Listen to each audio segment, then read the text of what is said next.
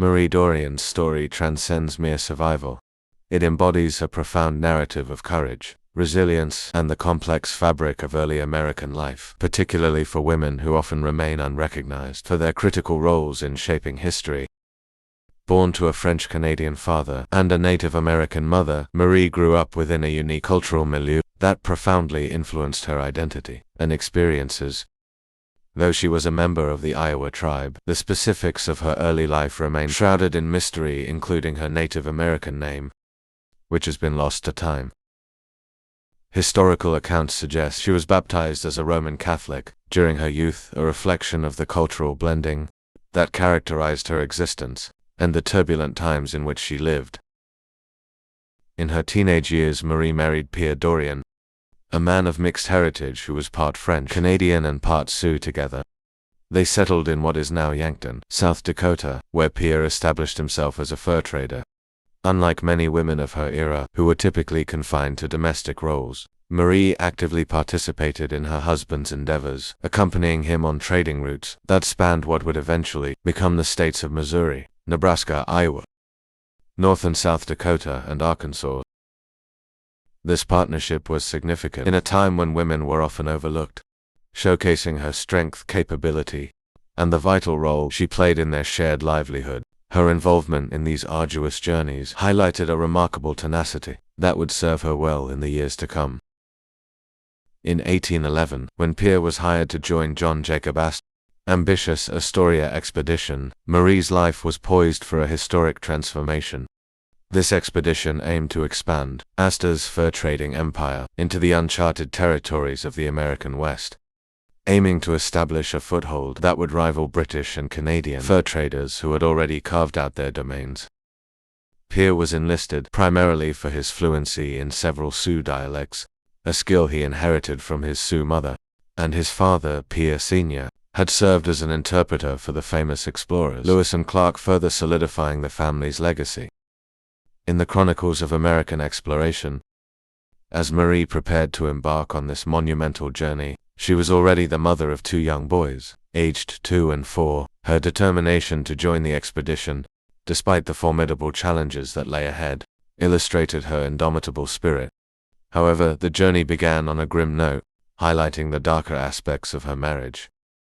At one of the initial stops, an altercation erupted when Marie expressed a desire to remain with the Osage people they encountered. Pierre's violent reaction, a severe beating that forced her to flee into the woods, revealed the complexities of their relationship and the tragic domestic violence that was all too common for many women during this era. Nevertheless, her decision to continue with the expedition, carrying the burden of raising her children in such a hostile environment, showcased her remarkable resilience and unwillingness to yield to despair. The expedition, under Astor's leadership, was a well-funded venture, yet it was fraught with mismanagement and logistical challenges. The leadership was inexperienced, and poor timing plagued their preparations, resulting in significant delays. By the time Pierre was officially brought on board, the expedition was already several months behind schedule. With a fresh team assembled, they finally set out, but Astor's ambitious dreams of monopolizing the fur trade remained unrealized. Due to a lack of adequate preparation, the expedition departed with an insufficient number of horses, necessitating that most animals be utilized as pack animals. Pierre managed to secure one for himself, leaving Marie to walk alongside him, often with their youngest child strapped to her back. This dynamic exemplified the inequities Marie faced as she navigated both motherhood and the demands of their expedition through rugged wilderness. As they traversed the harsh landscape and reached the Snake River, a tributary of the Columbia, the expedition transitioned from land to water, trading their remaining horses for canoes. This shift proved treacherous, culminating in tragedy when one expedition member drowned and a significant portion of their food supplies was swept away by the current.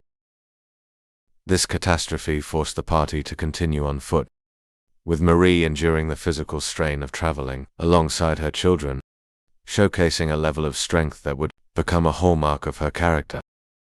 Despite her burdens, she kept pace with the rest of the group, maintaining a stoic demeanor even when her own needs were not met. Eventually, Pierre was able to procure a horse for Marie, allowing her a brief respite from the grueling trek. Remarkably, Marie was also 8 months pregnant at this time, a fact that underscores her tenacity. It is likely that she did not initially realize her condition when they set out. But as the journey progressed, turning back was no longer an option. As December approached, she gave birth to her third child, a significant event that unfolded in the inhospitable wilderness. The hardships faced by the expedition were reflected in the desperate circumstances of the group, as they contemplated the unthinkable, slaughtering her horse for food. In a moment of compassion, they ultimately voted against it, allowing Marie to keep her means of transportation for a while longer. The birth of her child amidst such extreme hardships was both a triumph and a tragedy. Unfortunately, the infant born in such dire conditions would only survive for 3 months, after encountering a group of Umutila women in the Grand Ronde Valley who provided nurturing support. In an effort to care for both Marie and her ailing child, Marie's strength was once again put to the test. While she recovered, the infant did not, marking a profound loss in Marie's tumultuous journey. The emotional toll of this experience was immense, yet it would not be the last challenge she faced. In July 1813, about a year and a half after the conclusion of the expedition, Marie set out with her family once more, this time heading to present-day Idaho for a beaver trapping mission. During this period, she and her children stayed at a base camp, while Pierre worked at a more distant, trapping location. Life seemed relatively stable, until an alarming warning came from a friendly Shoshone man. A band of Bannock was reportedly moving through the area, systematically destroying trappers' camps. The absence of modern communication methods forced Marie to rely on her ingenuity and determination. She mounted her horse and bravely rode for days with her children to warn Pierre of the imminent danger, embodying the spirit of a true pioneer woman. However, upon reaching her husband's location, Marie discovered the devastating reality that awaited. Pierre and nearly all of his party had been ambushed and killed. Only one man, Gila Leclerc, remained alive, but he was gravely wounded. In a moment of profound bravery, Marie strapped Leclerc onto a horse and navigated her way back to the base camp, through 3 brutal days of winter storms. Despite her efforts, Leclerc succumbed to his injuries during the journey, a heartbreaking loss that compounded her grief and left her feeling isolated and vulnerable. When Marie returned to the base camp, she was met with a horrific sight. The inhabitants had been slaughtered, mutilated, and scalped. This shocking discovery left her alone, with her children, in a desolate and dangerous environment, driven by desperation and a fierce maternal instinct to protect her children.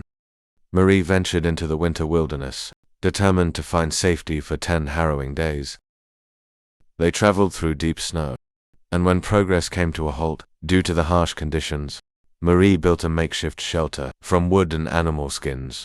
Survival posed yet another grim challenge for Marie. With food supplies quickly dwindling, she faced the unthinkable decision to kill their 2 horses, rationing the meat to sustain her family for an incredible 53 long days. As spring arrived, she and her children resumed their journey on foot. Just as they thought relief was within reach, they were caught in a sudden blizzard, compounding their struggles. With her children's feet bloodied and their strength fading, the situation seemed dire. In a final, desperate act to ensure her children's survival, Marie dug a hole and lined it with fur, placing her sons inside for warmth. Then she set out on her own, driven by an unwavering hope to find help. Her plight did not go unnoticed. She was eventually discovered by members of the Walla Walla tribe, who took her in and organized a rescue party for her children. After a harrowing ordeal, Marie was finally reunited with a group from Fort Okan, which relocated her and her children to safety, a bittersweet ending to a tumultuous journey. After the tragic loss of Pierre, Marie's resilience shone through once again. She remarried twice, first to Louis Joseph Vanur, with whom she had a daughter. However, Vania was later murdered, a harsh reminder of the dangers that lurked in the rugged frontier life. Yet, as the saying goes, the third time's a charm. Marie found love again with Jean-Baptiste Toupin, and together they had 2 more children. They settled near St. Louis, Oregon, on the French Prairie, where Marie earned the affectionate nickname Madame Iowa. This new chapter in her life marked a period of relative stability, a stark contrast to the relentless challenges of her earlier years. Marie Dorian's life was not just about her survival, it was about the legacy of strength she left behind. She lived into her early 60s, passing away on September 5, 1850. Her grave is located just outside St. Louis Catholic Church in Oregon, a resting place that honors her remarkable journey and the trials she faced today. A plaque in the Blue Mountains commemorates her extraordinary life and the immense challenges she overcame, reminding us of the untold stories of women who shaped the course of history through sheer resilience and tenacity. Marie Dorian's story serves as an inspiring testament to the human spirit's capacity for perseverance in the face of relentless adversity. Her experiences challenge us to reflect on our own resilience and capacity for survival, reminding us of the many unsung heroines in history whose stories deserve to be told. As we remember Marie, we acknowledge not only her struggles, but also the legacy she left behind. A legacy of strength, courage, and the unwavering spirit of a woman who defied the odds and shaped the course of history in her own right. Her life reminds us that the narratives of women like her are essential to understanding the complexities of American history and the multifaceted roles women have played throughout it.